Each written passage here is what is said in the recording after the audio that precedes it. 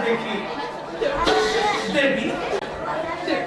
তোমার গোলাপ ছকা সন্তানটি তো নহে তো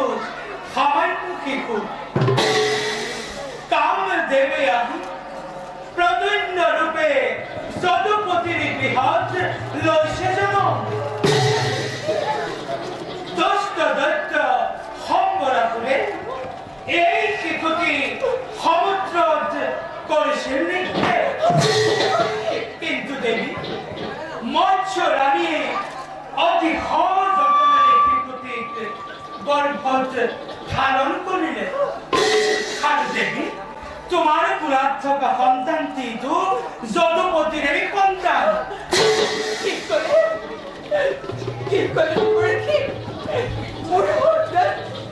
যদুপতির সন্তান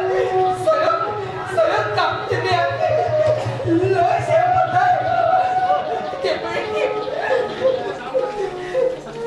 কিন্তু দেবী এটি কথা তুমি রাখিব মনত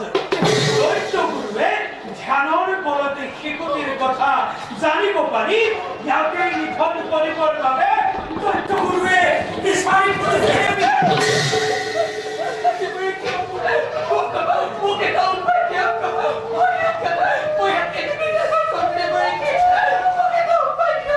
উপায়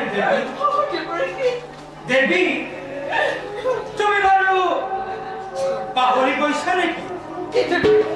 তুমি মায়ারতী তুমি তো ইচ্ছা করিলে সকল কামে সমাধান করিব পারা গতিকে দেবী এই শিশুটির লালন পালনের দায়িত্ব যেতিয়া তুমি গ্রহণ কৰিছা গতিকে ইয়াক যুৱকত পৰিণত কৰাটো তোমাৰ এই দায়িত্ব দেবী গতিকে তোমার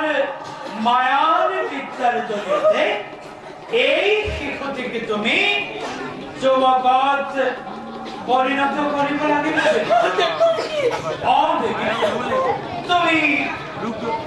এবার মনত পেলোৱাচোন দেবী